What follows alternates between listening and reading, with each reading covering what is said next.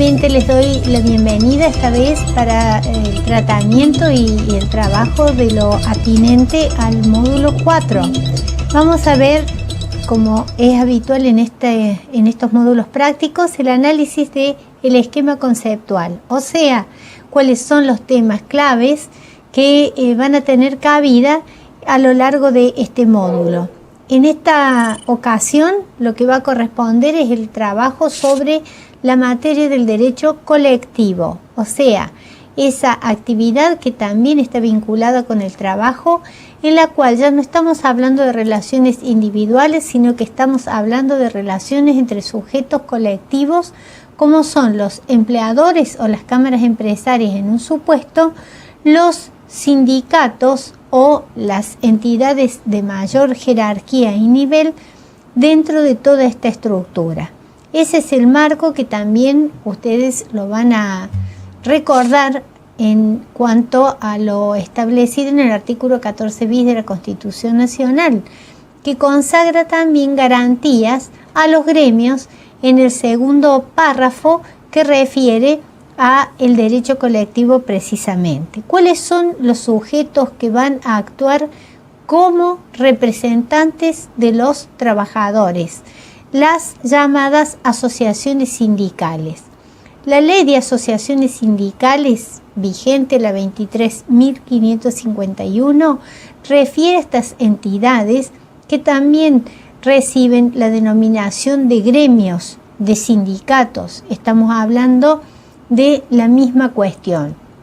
Estas asociaciones sindicales que con esta ley que rige desde el advenimiento de la democracia en el 83, tiene previstos no solo los requisitos, la definición de los requisitos y las condiciones en las cuales pueden funcionar las asociaciones sindicales y sus distintos dirigentes, sino que además consagra tutelas especiales que van a servir para reforzar la importancia de la actividad sindical. Como entidades, como asociaciones sindicales, esta ley que yo les menciono, la 23.551, reconoce la existencia de grados. Habla de un primer grado, segundo y tercer grado, dentro de las cuales vamos a encontrar en la base, primer grado, estas asociaciones sindicales que pueden tener personería jurídica y personería gremial en alguno de estos supuestos. Un segundo nivel que son las confederaciones, que es el nucleamiento de los sindicatos, y un tercer nivel que va a estar dado por estas entidades a través de la jerarquía y las federaciones, todas estas integrantes de esa estructura que va a marcar la ley de asociaciones sindicales. Todas están regidas en cuanto a el marco normativo por estas leyes que ustedes tienen presentadas aquí en este esquema, vinculadas con el derecho colectivo, más allá de lo que ya les he enunciado en el artículo 14 bis de la Constitución Nacional. Ustedes van a tener que regirse y van a tener que conocer esta ley 23.551, la ley 14.250, que es la que regula las características de los convenios colectivos, y la ley que va a regular lo atinente a los conflictos colectivos, que es la ley 14.786. El derecho colectivo, que es el conjunto de normas jurídicas, principios y postulados que van a regular estas relaciones entre los sujetos colectivos, tiene características y tiene principios que le son propios. Por eso es que ustedes tienen acá presentado en el esquema de principios un concepto, cual es el de la libertad, vinculado tanto al actuar de los dirigentes gremiales como al actuar de las entidades sindicales. La autonomía, que significa que no deben recibir ningún tipo de interferencia y que con plena libertad e independencia pueden disponer su organización, el dictado de sus estatutos, la regulación de su organigrama, la definición de la forma y las condiciones en las cuales van a regir su funcionamiento. Otro de los principios es precisamente el de la democracia sindical, esto que determina que todas las decisiones se realizarán en el marco de asambleas y que todas las designaciones de dirigentes sindicales se deben realizar por acto, por elecciones, que también deben tener la característica de la libertad. Y la pluralidad, que es otra de las características que los convenios internacionales de la OIT proclaman, aspecto que de alguna manera no es igual a lo que responde al sistema vigente argentino.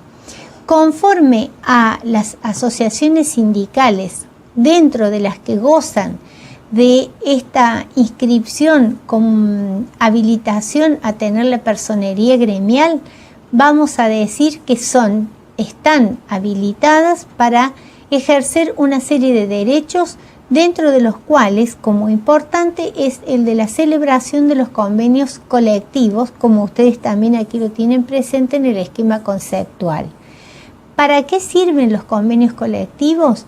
Son estos contratos que se dice que tienen cuerpo de contrato, alma de ley, porque surgen del acuerdo negocial de las empresas y las entidades sindicales, que van a fijar las condiciones de trabajo en la cual se van a regir cada una de las actividades que forman parte de la producción o de las empresas, que estos convenios colectivos, una vez que se han celebrado y que son aprobados, que son registrados y homologados por el Ministerio de Trabajo, que ejerce un control de legalidad y de oportunidad, se van a encontrar debidamente vigentes y activos para ser impuestos de manera obligatoria a todos los sujetos y empresas que participen de la misma actividad.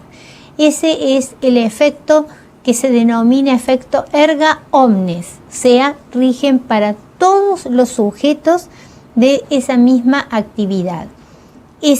Bajo esta estructura es que presentamos el esquema conceptual, que lo vamos a integrar con una serie de conceptos claves que les enunciamos a continuación.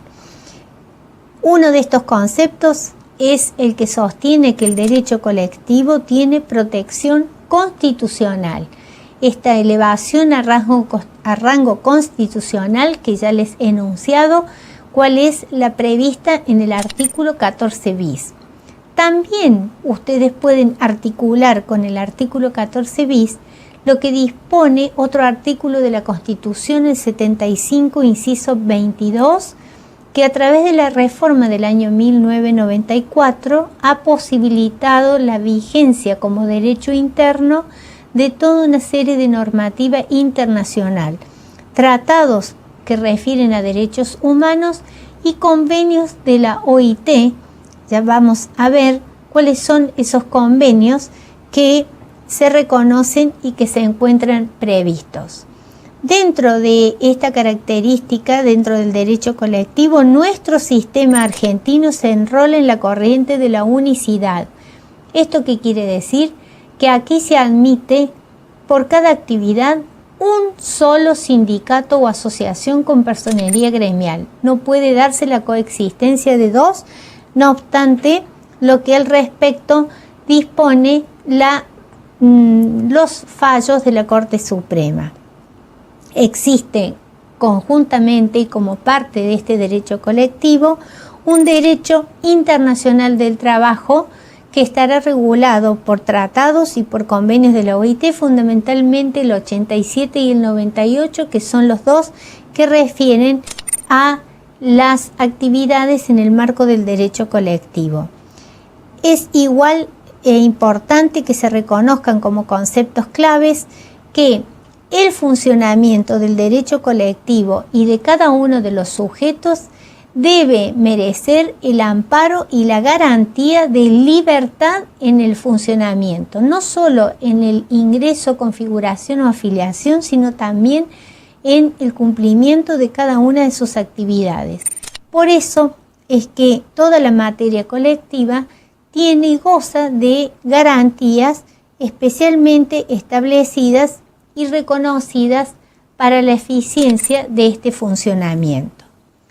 Presentado en consecuencia el esquema conceptual y los conceptos clave fundantes, corresponderá que pasemos a otro de los segmentos del módulo, cuál es la presentación de la situación problemática. ¿En qué consiste la situación problemática que vamos a tratar hoy? También va a estar relacionada con el derecho colectivo, por eso es que el caso refiere a un señor Esteban Martínez, nacido el 6 de noviembre del 58, que se desempeña como operario calificado de una empresa metalúrgica que la vamos a llamar M, con una antigüedad de 5 años. Este empleado se encuentra afiliado en el sindicato UOM, así son las siglas, que es la Unión Obrera Metalúrgica de la República Argentina, con las distintas filiales que tiene a lo largo del país, en cuyo sindicato se encuentra igualmente afiliado con la misma antigüedad de 5 años como es la antigüedad en la empresa. En el año 2010, este señor Martínez es postulado para el cargo, este es uno de los cargos que son electivos, para el cargo de delegado de personal. La empresa M es notificada en el mes de marzo del 2010. No obstante esta circunstancia y esta notificación, el caso les plantea que el 30 de abril del 2010 el señor Martínez es despedido por la empresa M empleadora. Este caso práctico, con estas condiciones, se va a tener que resolver conforme las actividades que nosotros ahora les presentamos. La primera actividad les pregunta: ¿la empresa M se encuentra en condiciones de tener delegado de personal sindical? Esta pregunta ustedes la van a tener que interpretar como solicitando o como analizando si, de acuerdo a los requisitos, a las reglas, a los parámetros de la Ley de Asociaciones Sindicales, la 23.551, esta empresa, con sus características y su cantidad de personal, si está dentro de las obligaciones de tener un delegado de personal sindical, o si puede resistir o si puede negarse a tener este funcionario dentro de su actividad y de su empresa. La segunda de las actividades les pregunta o les propone que ustedes indaguen si la afiliación a una entidad sindical, como lo hizo el señor Esteban Martínez, es obligatoria, o sea, de acuerdo a la normativa vigente en nuestro país, es debidamente, es necesario, es imperativo, es obligatorio que todos los trabajadores estén afiliados a una entidad sindical. Eso es lo que ustedes deberán analizar y responder. Como actividad tercera, se les pregunta: ¿el señor Martínez, una vez que el sindicato notificó a la empleadora M su postulación al cargo de delegado, adquiere algún estatus especial? O sea, desde que el sindicato notifica a la empresa que una persona ha sido designada para postular la designación en el ejercicio de un cargo gremial, si a partir de este hecho la ley le brinda protección especial a este trabajador. Eso es lo que ustedes deben analizar y responder. Además, cuando en el caso que ustedes otorguen alguna respuesta y en el caso que ésta sea afirmativa, también se pregunta con qué vigencia y bajo qué efectos es que podrá ser ejercida este estatus especial que les estamos planteando. Como cuarta actividad para resolver, la pregunta consiste en ¿Cuál es la consecuencia? Conforme la ley 23.551 de asociaciones sindicales, que puede surgir ante el despido causado por la empresa M, o sea, ante el despido de este delegado de personal causado por la empresa M. Esta es la situación problemática y estas son las actividades que ustedes tienen que resolver, contando para ello con un plazo de 40 minutos que correrá a los fines de que, organizados en grupos de 3 o 4 alumnos, ustedes puedan debatir, puedan analizar con el conocimiento de las lecturas y de las leyes vigentes cuáles podrán ser las respuestas posibles o correctas en estas situaciones. Una vez vencido el plazo, analizaremos en conjunto qué respuesta se debía brindar a cada una de estas situaciones.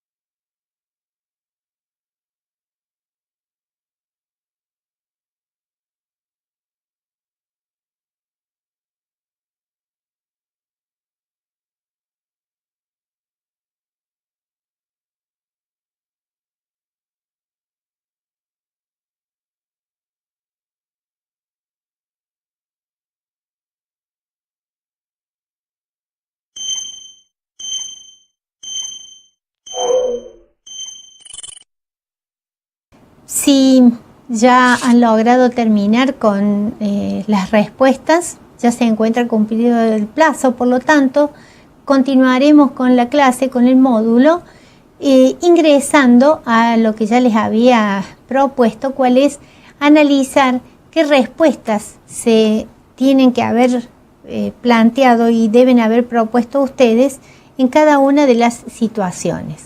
Vamos a comenzar con el análisis de la resolución primera. Respecto a la consulta o a la pregunta de si la empresa M es una empresa que deba obligatoriamente admitir la presencia de un delegado de personal, ustedes, para lograr responder a esta pregunta, tendrán que remitirse a las disposiciones de la ley 23.551, que es la llamada Ley de Asociaciones Sindicales. En esta ley, si bien hemos dicho que existe este principio de la libertad y que rige esta libertad para toda la organización y para el funcionamiento de las entidades sindicales, veremos que existen determinados supuestos en los cuales surgen obligaciones que necesariamente deben ser respetados por los empleadores a los fines de evitar estar incursos en lo que se llama prácticas desleales, o sea, las situaciones en las cuales la empresa puede realizar maniobras tendientes a desactivar, a disimular, a ocultar la debida ejecución y cumplimiento de las previsiones de la ley. Esta ley de asociaciones sindicales, al igual que el resto de la legislación en materia laboral, tiene la característica de ser normas de orden público, o sea que su cumplimiento es imperativo y no puede ser dejado de lado ni renunciado en cuanto a la vigencia de estas normas. Ya veremos también que estas normas o esta legislación nacional están reforzadas en cuanto al efecto protectorio por los dos convenios de la OIT que ya fueron enunciados, el 87 y el 98.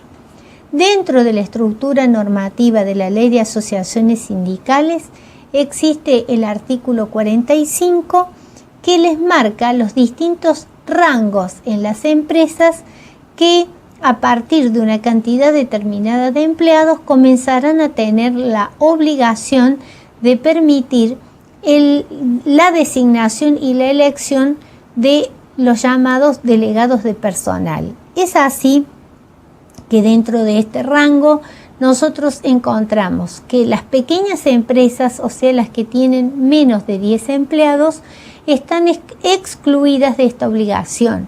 No se encuentran sometidas al deber de designar delegados o de permitir la designación de delegados de personal. Respecto de las empresas entre 10 y 50 trabajadores, es el primero de los rangos que ya sí imponen la obligación a la empresa de permitir la presencia, la elección y la presencia de un delegado de personal que sea el representante de la planta de empleados ante la empresa, de la planta de empleados ante el sindicato, que sea el representante del sindicato ante la empresa, que a su vez pueda este delegado actuar como vocero de sus compañeros ante el empleador, al igual que ser quien solicite la presencia de los funcionarios del Ministerio de Trabajo cuando evidencie violaciones graves.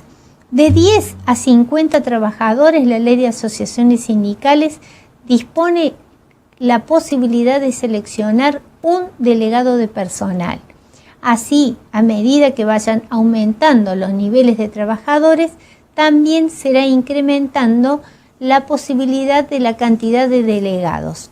De 50 a 100 encontrarán ustedes que duplica la cantidad, y en la medida que vaya incrementándose la masa de empleados, también seguirán sumando de a uno delegados de personal que podrán ser electos conforme el desarrollo que ustedes van a observar en este artículo 45. Segunda resolución o segunda respuesta que se debió plantear respecto de las preguntas es, cuando hablábamos en el marco de esta idea de libertad, ¿qué pasaba o qué ocurría con la obligación de afiliarse a una entidad sindical? En relación a esto, sigue vigente el principio de libertad en la decisión de afiliación o desafiliación. Esto es, no existe obligación, no hay deber irrenunciable. Es libre, totalmente libre, la vocación de afiliación de un trabajador a una entidad sindical o la posibilidad de que decida desafiliarse una vez que está afiliado. Esto es enteramente libre conforme las previsiones del artículo 4 de la misma ley 23.551. Esto es, fíjense ustedes que acá lo tienen transcripto para mayor claridad, que la ley reconoce derecho de afiliarse a las entidades constituidas, derecho de no afiliarse o desafiliarse bajo esta pauta de libertad sindical, e incluso el artículo 14 bis también le posibilita a los trabajadores la posibilidad, el derecho a organizar y dar nacimiento a nuevas entidades sindicales también dentro del marco de la libertad sindical. Por otra parte, como correlato a esta situación, la ley 23.551 dispone a las asociaciones sindicales la obligación de no interrumpir, de no obstruir el ejercicio libre de esta voluntad. Si desea el trabajador afiliarse, deberán las asociaciones permitir la afiliación. Si por el contrario la decisión es desafiliarse, igualmente la entidad sindical deberá estar obligada siempre y cuando todos los procedimientos y todas estas manifestaciones se realicen conforme los expresos procedimientos que van a surgir de esta misma ley, a la cual ustedes deberán remitirse para su lectura y conocimiento. En cuanto a de qué manera, cuando se les pregunta a ustedes en las actividades, si el delegado, esta persona, este empleado que fue propuesto como delegado de personal, si a partir de la notificación de esta candidatura el mismo gozaba de algún estatus especial, veremos que la misma ley que ya les he relacionado consagra, como ustedes lo tienen presentado acá, una garantía de estabilidad tanto para los que van a integrar el cuadro de autoridades del sindicato como para las personas que están propuestas delegados de personal. Los mismos, desde que se notifica su postulación, desde ese primer momento, comienzan a tener una modificación en su estabilidad porque pasan a tener lo que se denomina estabilidad absoluta temporaria. ¿Esto qué quiere decir? Que durante la vigencia de su mandato y hasta un año más, no pueden estas personas, estos dirigentes sindicales, no pueden ser ni despedidos, ni suspendidos, ni trasladados, ni modificados, ni cambiados de lugar, porque gozan justamente de esta especial protección que es lo que vamos a llamar tutela sindical. Esta protección especial es la que inhibe a las empresas de actuar obstaculizando de alguna manera el libre ejercicio y la libre actividad sindical de ese delegado de personal. Tengamos en claro que la estabilidad y la protección especial que le consagra la ley lo es solamente para que cumpla eficientemente el mandato como representante sindical y dentro de actividades gremiales. Ese es el marco y el límite de esta protección. Respecto de los candidatos, si el candidato que ha sido propuesto no es electo, el marco o el tiempo durante el cual va a gozar de esta protección especial solamente será de 6 meses. De haber sido electo, la protección lo va a cubrir por todo el tiempo de su mandato y, como dice la ley, hasta un año más respecto de esa especial protección que se le brinda. Y también es posible que ustedes agreguen en esta respuesta que en el supuesto que el empleador realizara actividades, bien por acción o inclusive en supuestos de omisión, que provocaran una violación a estas garantías sindicales, más allá de la sanción a la empresa por la práctica desleal, ¿no es cierto?, por una conducta o un comportamiento reñido con las previsiones de la ley, queda a favor del delegado de personal, en este supuesto que es el ejemplo, para su protección, la posibilidad de ejercer una acción sumaria para demandar judicialmente. ¿Qué situación? Como decimos que goza de una estabilidad absoluta, lo que va a poder requerir el delegado de personal en sede judicial es la reinstalación en su puesto con más el derecho a la percepción de los salarios caídos durante todo el tiempo que se le privó el ejercicio, que se le privó la posibilidad de estar cumpliendo con sus funciones. Esta alternativa es una posibilidad que la misma ley le consagra, que la podrá ejercer, que fíjense lo importante que se les recalca de que es una vía sumaria, con lo cual está hablando de procedimientos de plazos cortos para que sea efectiva la protección que le está brindando la misma ley. Y igualmente, en igual modo, más allá de permitir que vuelva a su puesto, que ese es el efecto de la estabilidad absoluta, también se les consagra el derecho económico a no verse privado de los salarios, porque consideren ustedes que el delegado de personal es el funcionario sindical que tiene por característica el ejercicio de su función dentro del ámbito de la empresa en la cual él mismo trabaja. Por eso estamos llamando delegado de personal. Respecto de otra de las preguntas es respecto a la situación y la protección que le brinda la ley, ¿cuál es la otra posibilidad o la otra opción que a este delegado de personal le reconoce la ley ante la privación y ante el despido causado por la empresa? Y es así que, de no solicitar la reinstalación y de resistir la empresa en una negativa al ejercicio del mandato sindical, podrá colocarse en situación de despido indirecto con derecho a percibir indemnizaciones por despido. Pero también la ley le consagra una indemnización agravada, porque además de las remuneraciones que le hubieran correspondido por el tiempo de su mandato, que se van a sumar a las indemnizaciones por despido, también la ley le reconoce el derecho a gozar de 1 año de remuneraciones como sanción ante la violación de su posibilidad de ejercicio. Y respecto de cómo le vamos a liquidar esta estructura económica, verán ustedes que las indemnizaciones por despido incausado se van a regir por las previsiones de la Ley de Contrato de Trabajo. 245 antigüedad, 232 preaviso, 233 integración y liquidación final, sueldo, aguinaldo y vacaciones.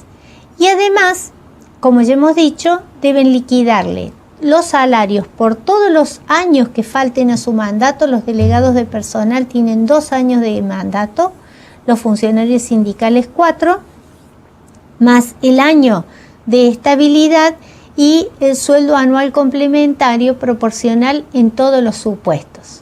Estas son las respuestas que espero sean coincidentes con las soluciones que ustedes han logrado establecer.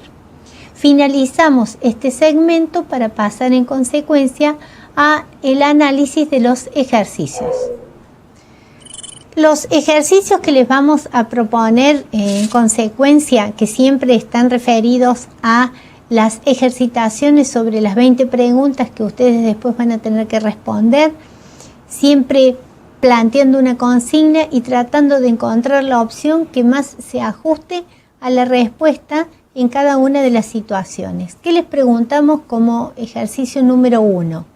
¿Cuál es la norma internacional que podrá invocar el señor Esteban Martínez para accionar en virtud de la falta de libertad que el empleador le impuso en relación con su ejercicio sindical de delegado de personal? Recordemos que cuando fue propuesto como candidato a delegado de personal, la empresa lo despidió al señor Martínez. De modo tal que lo que les plantea acá la consigna es indagar si, además de las protecciones que la legislación nacional ya le tiene conferidas a esta situación, si existen normas internacionales que podrán ser invocadas o que podrán ser aplicadas como mejor refuerzo desde el punto de vista normativo. ¿Cuáles son las opciones que ustedes tienen a esta consigna? La opción A refiere al convenio o habla del convenio 87 de la OIT, la B, convenio 110 del mismo organismo, la C, convenio 156, la D, convenio 95 de la OIT y la E, convenio 121 de la OIT. Todas las alternativas hacen referencia a convenios de la OIT. ¿Qué es la OIT? La Organización Internacional del Trabajo, que habla a través de sus documentos que son en el carácter o en la calidad de obligatorios justamente estos convenios. ¿Cuál es el convenio que va a corresponder en este caso? Hemos hecho referencia a lo que dispone la Ley de Asociaciones Sindicales, a la Constitución Nacional, a lo que disponen tratados especiales que responden a los derechos humanos, y hemos hecho referencia a la existencia de dos convenios que son fundamentales para la actividad sindical. ¿Cuál de esos dos convenios que ya habíamos enunciado va a corresponder en vigencia?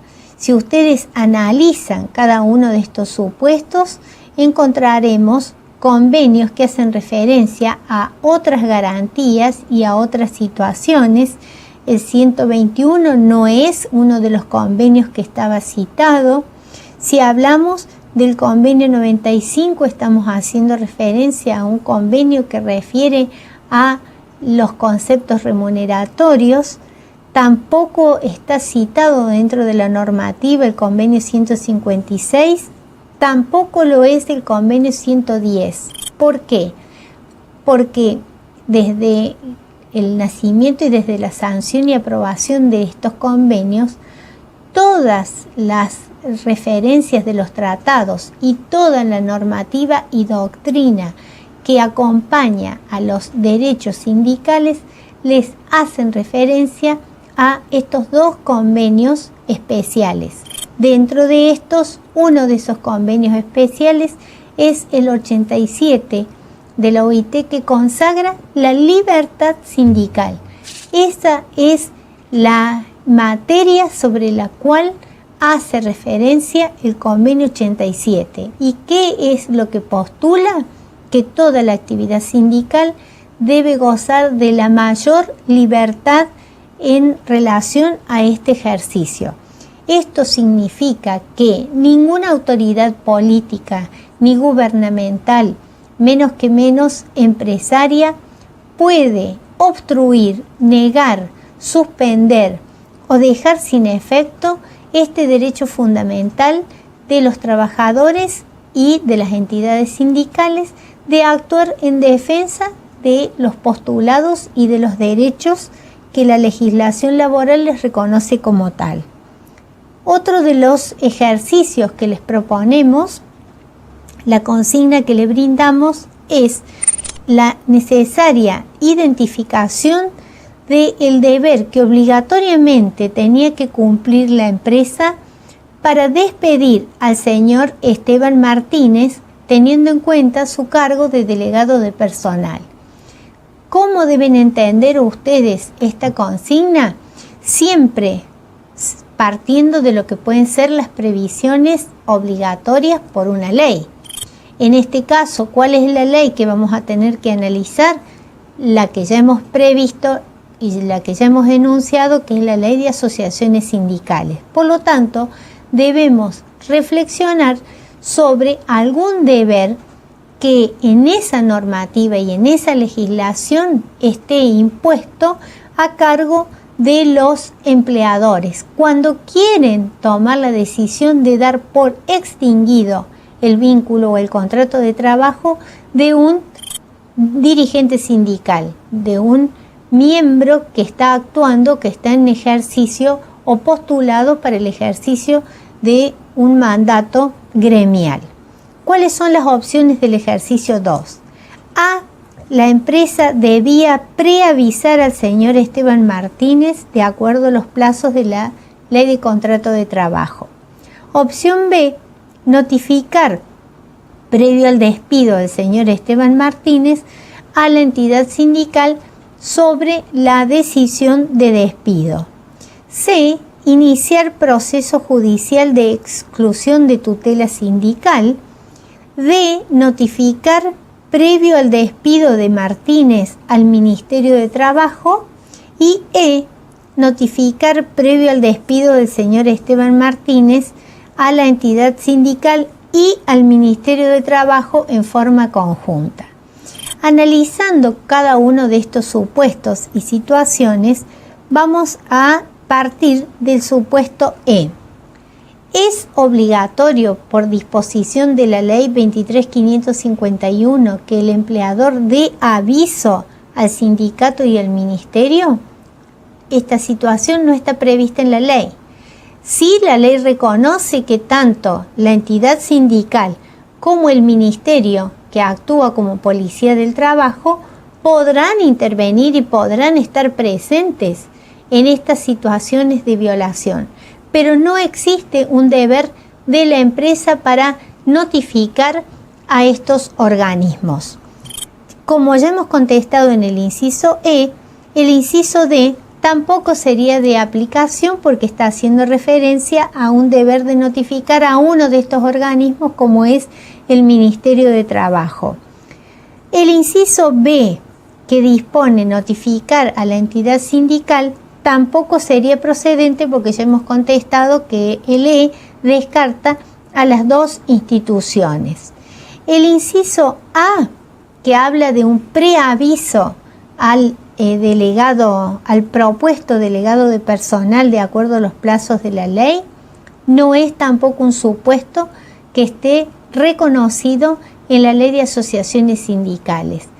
Y en definitiva, la opción que sí es la correcta, como una vinculación de lo que nosotros ya hemos analizado, que desde la notificación de la postulación al cargo, los dirigentes y delegados gozan de tutela sindical, significa que la empresa, para tomar decisiones tanto de suspensión como de extinción, no puede hacerlo de ninguna manera si no ha pasado previamente por la justicia, tramitando y sustanciando lo que también es un proceso sumario que se denomina exclusión de la tutela sindical.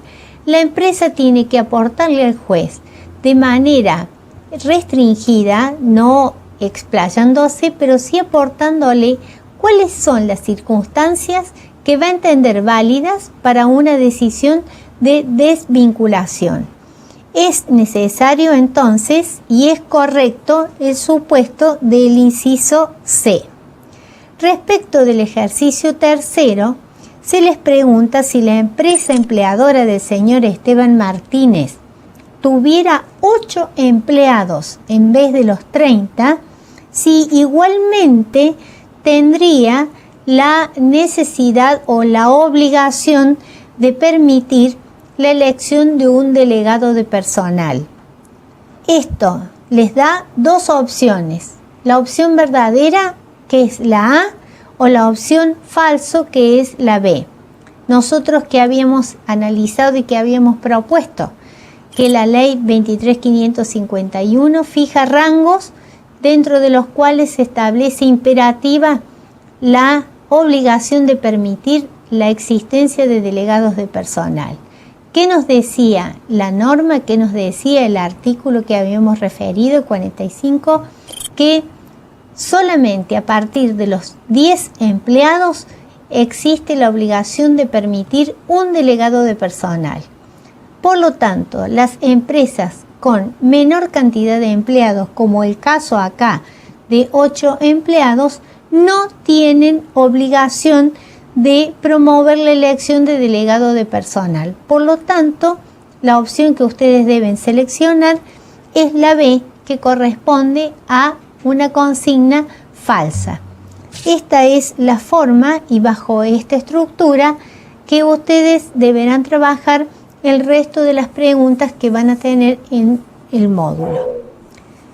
Finalizada esta presentación de los ejercicios, llegamos al momento del cierre de este módulo.